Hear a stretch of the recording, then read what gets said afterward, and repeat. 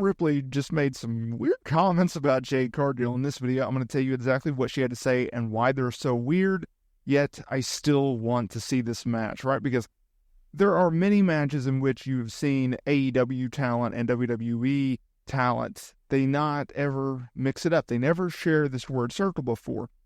But it's always a dream match. And there are rare occasions where, whether it's Adam Copeland or Bryan Danielson, go from WWE to AEW, or AEW, whether that be Cody Rhodes or Ethan Page or Jade Cargill, or maybe even a Ricky Starks in the near future, go from AEW to WWE, and we finally get to see those dream matches that we always speculated about. Now look, make no mistake about it, Rhea Ripley, she wants to face Jade Cargill. Since Cargill arrived in WWE, fans have buzzed about the potential idea of having a match between the two.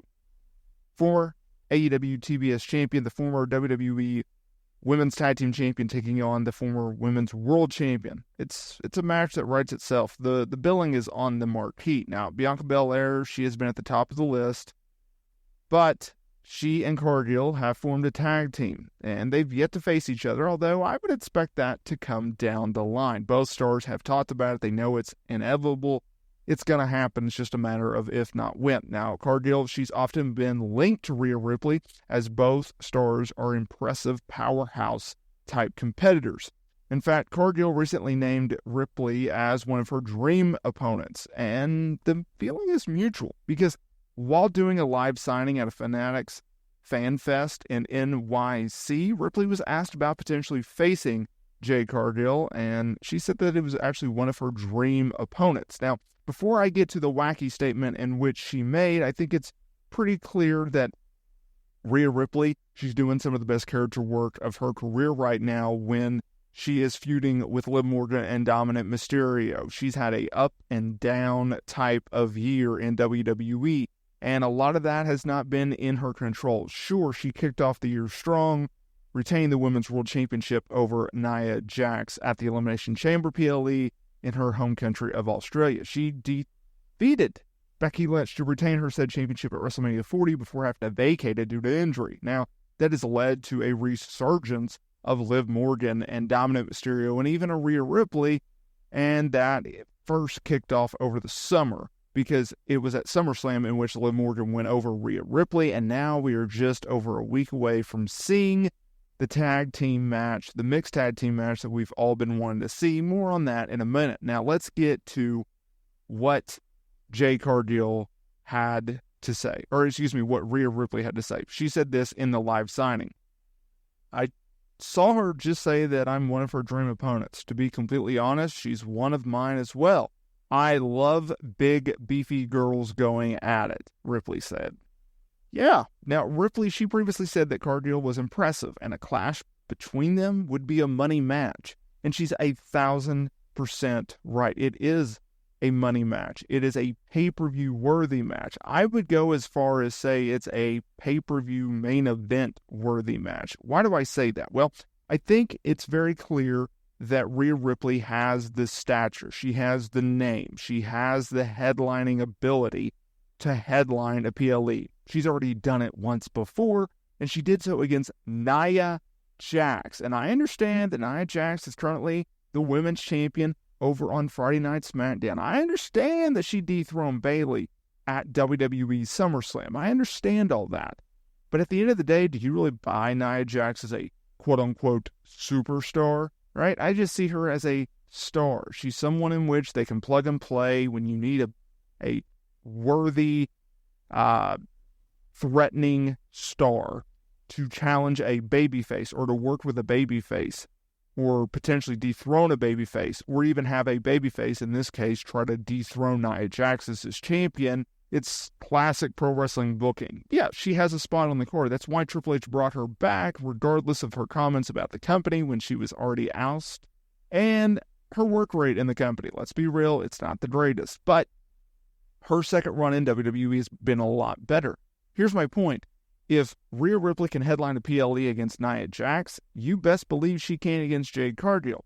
Not only does Jade Cargill have a bigger name than Nia Jax, but clearly the company is very high on her. So much so that they've made her a big deal every step of the way since joining the company in last November, right? From her signing with the company, her making all the media rounds, that was a big deal. They saved her and waited months upon months. People asking, where is Jade Cargill? Well, they made a big splash. They made every single thing count with Jade Cargill. They've done so ever since she stepped foot into the squared circle in a WWE ring at the Royal Rumble, even to the point where they were foreshadowing a match between her and Bianca Belair, only for them to be tag teamed together. Then you have them work the 6-woman tag team match against Damage Control, where they teamed up they teamed with Naomi at WrestleMania 40. It was all about the Jade Cargill show. She has one of the best entrances in the freaking game right now. She walks through the smoke, and she's got the spotlight, and she's got the cool music. I mean, everything about Jade Cargill is pretty freaking sweet. And whether or not you're a fan or you're a hater, the fact of the matter is Jade Cargill is cool. Now, what I also think is very notable is the fact that Jade Cargill is someone in which WWE clearly sees big things in and want to see big things out of.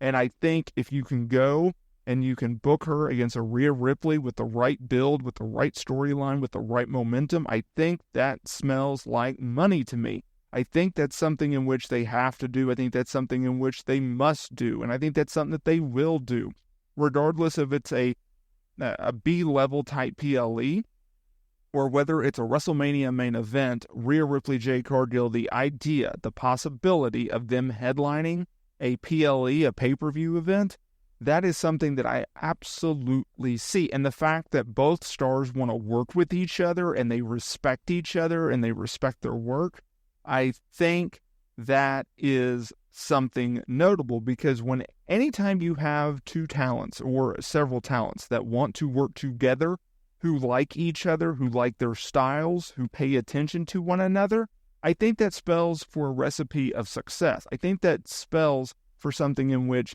is something special, and I think Rhea Ripley, Jade Cargill would no doubt be that. Now, obviously, Rhea, she's slated to work a men's tag team match. Her, Damian Priest going up against Liv Morgan and Dominic Mysterio at Bash in Berlin in over a week. That's going to be a fun match. I love the fact that they are continuously moving this story along, where we're not just burning out this story. We're single match after single match after singles match. It's, okay, we're going to take our time with this. We're going to take multiple months with this, and we're going to draw this out. Just because Rhea Ripley lost the first match, I expect her to win the mixed tag team match, although I could be wrong. But like, Damian Priest needs a big win. Rhea needs a win. It just makes more sense for Rhea to go over. Let me know down in the comments here below, what do you think about her comments?